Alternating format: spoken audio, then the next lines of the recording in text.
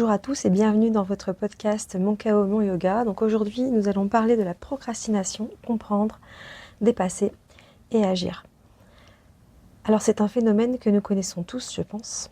Dites-moi si ce n'est pas le cas, vous pouvez m'envoyer un message. La procrastination, donc ce petit mot qui cache un grand mécanisme de sabotage. Et pourtant, il est possible de s'en libérer. Alors dans ce podcast, nous allons explorer ensemble ce que dit la neuroscience de la procrastination. Je vais vous parler de mon expérience personnelle avec le TDAH et le manque de dopamine. Puis je vous partagerai 5 techniques pour vous aider à passer à l'action. J'ai dit 5, mais en fait, il y en a plus que ça. Et à créer de nouvelles habitudes durables. Et pour ancrer tout ça, on fera une petite méditation guidée. Je ne vous en dis pas plus pour l'instant. On va déjà entrer directement dans le vif du sujet. Donc la procrastination, c'est ce moment où nous remettons à demain, ou voire bien plus tard, ce que nous pourrions faire dès à présent. Et ça peut sembler anodin, mais en réalité, c'est vraiment quelque chose qui génère un stress, beaucoup de culpabilité, de la lourdeur, de la charge mentale. On tourne souvent en boucle à se demander pourquoi est-ce qu'on ne le fait pas, ou alors de toute façon, ça nous pèse parce qu'on sait qu'on a à faire cette tâche ou une autre et qu'on ne le fait pas. Donc chaque tâche qui est reportée s'accumule et nous enlève beaucoup. On s'en rend peut-être pas forcément compte, mais la confiance en soi. Alors, pourquoi est-ce qu'on repousse souvent les choses importantes ? Les neurosciences nous expliquent que notre cerveau est composé de plusieurs parties qui parfois sont en conflit. Donc on a le cerveau reptilien, le plus ancien, qui cherche la sécurité et le confort. Celui-là, il va nous dire « ne fais pas d'efforts, reste tranquille, on verra ça plus tard ». Le cerveau limbique, le siège des émotions et de la mémoire, lui, va rechercher le plaisir immédiat et fuir l'inconfort. Donc il va nous dire « ce sera plus agréable d'aller sur ton téléphone, de scroller ou de grignoter un petit quelque chose ». Et enfin, nous avons le néocortex, donc notre cerveau rationnel et créatif, qui sait ce qui est bon pour nous à long terme. Lui, il va nous dire, si tu avances maintenant, tu vas être soulagé et tu ouvriras de l'espace pour ce qui compte vraiment. Alors quand on a un TDAH, le mécanisme est encore amplifié par un manque de dopamine, donc le neurotransmetteur de la motivation et du passage à l'action. Et donc quand ce stock de dopamine est bas, il est encore plus difficile de se lancer.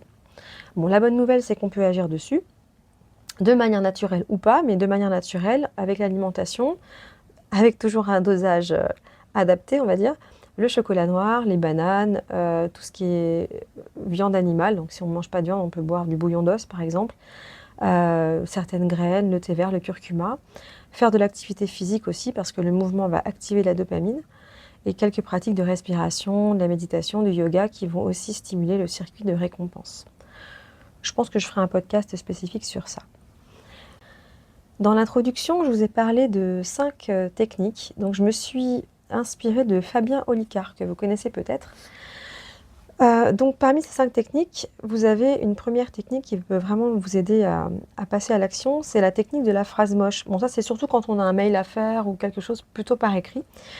Si on bloque devant cette tâche et qu'on se dit « bah non, là ce mail il va vraiment être nul, ça ne sert à rien de le faire », l'invitation c'est de dire stop au perfectionnisme et de commencer même mal. Ou si vous voulez écrire un livre, par exemple aussi, l'action va précéder l'inspiration.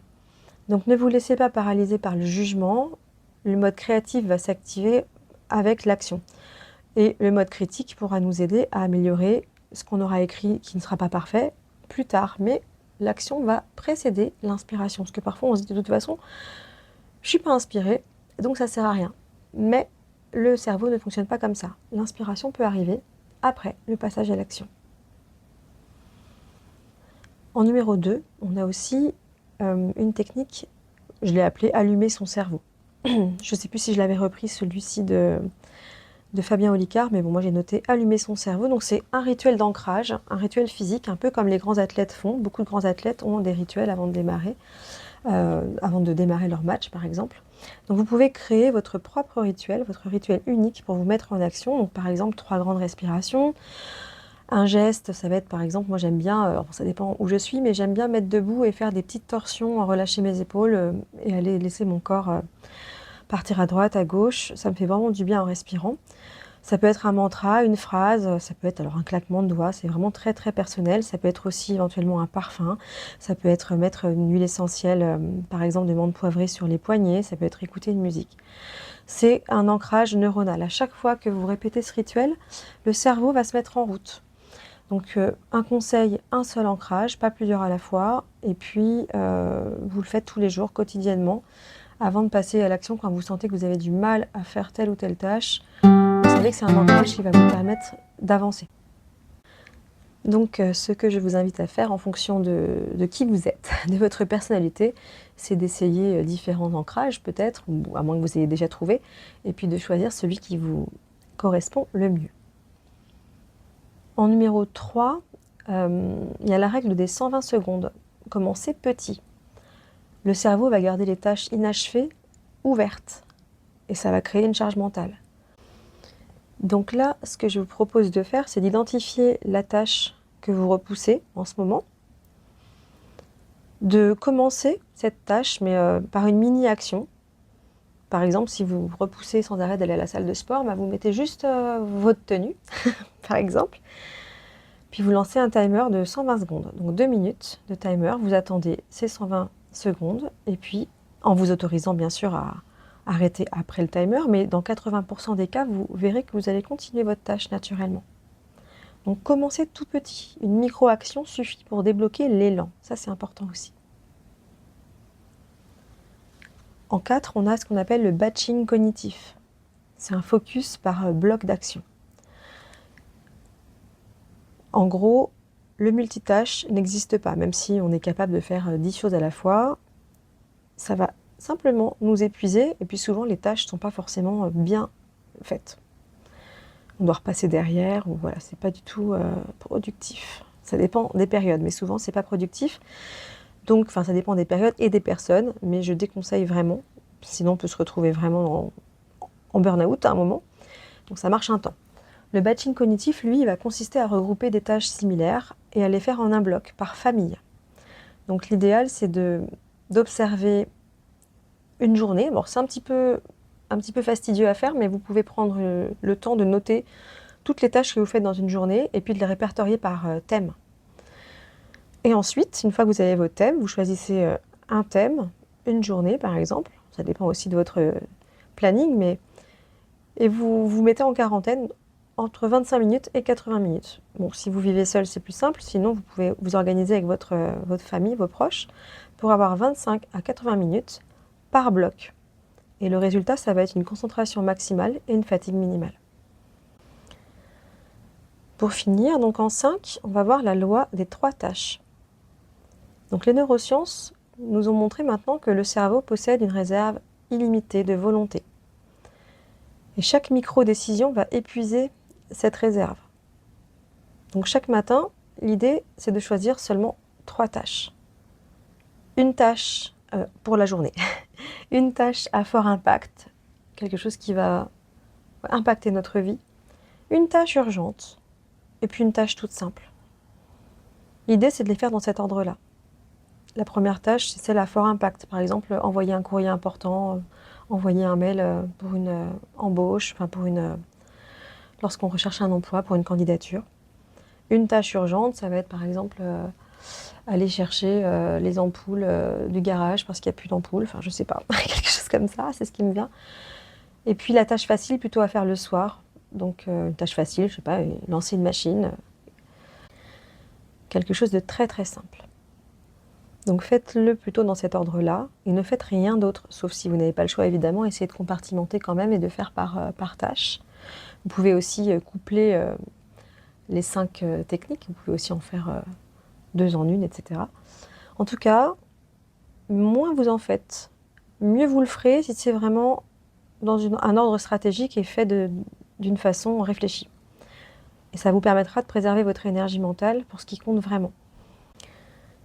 Ce qui est important de retenir aussi, c'est que créer une nouvelle habitude, alors souvent on entend les 21 jours dans les neurosciences, mais maintenant on sait aussi que ça peut être un peu plus long, entre 21 et 66 jours. Mais chaque petit pas répété devient une nouvelle autoroute neuronale. Donc, je vais embrayer sur une méditation guidée, une petite méditation guidée. Donc, installez-vous confortablement. Donc, vous pouvez vous asseoir sur une chaise, si possible pieds nus, les pieds bien ancrés dans le sol, ou sur un coussin, ou comme vous avez l'habitude. En tout cas, le plus confortable possible. Nous allons aller nous connecter à notre sanctuaire intérieur, ce lieu de force et de clarté, de sérénité en soi, où on peut vraiment revenir à tout moment pour nous rappeler « j'agis maintenant ». Donc, vous allez pouvoir maintenant respirer profondément. Vous pouvez prendre 3 respirations profondes en inspirant par le nez et en expirant par le nez ou par la bouche. Et vous videz complètement votre air, vous relâchez vos épaules, votre visage, vos fessiers, tous les muscles qui n'ont pas besoin ici d'être engagés. Sentez que votre ventre se gonfle, que vos côtes s'ouvrent et que tout se relâche à l'expiration, encore une fois.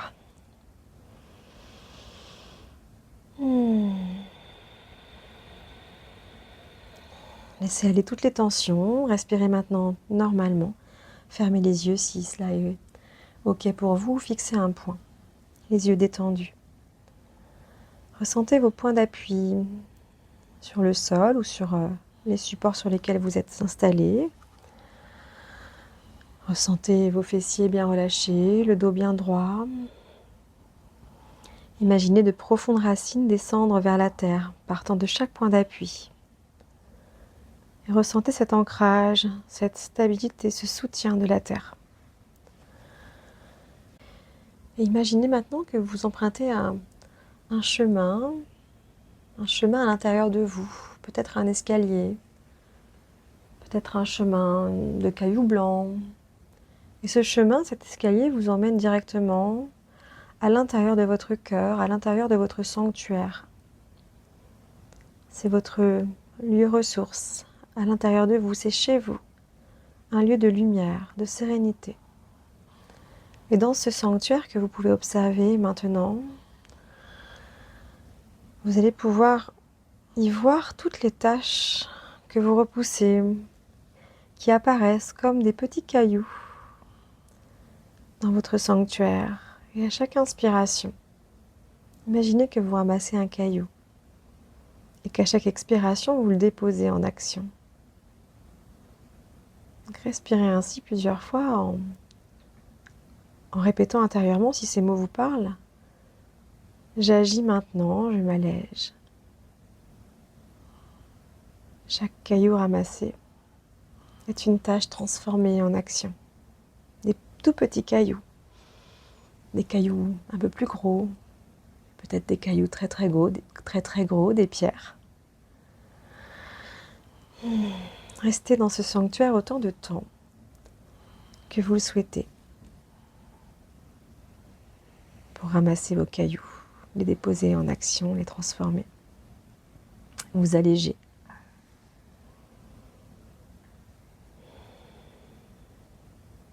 Je vous laisse prendre le temps de reprendre votre chemin ou votre escalier, sachant que vous pourrez revenir dans votre sanctuaire quand vous le souhaiterez.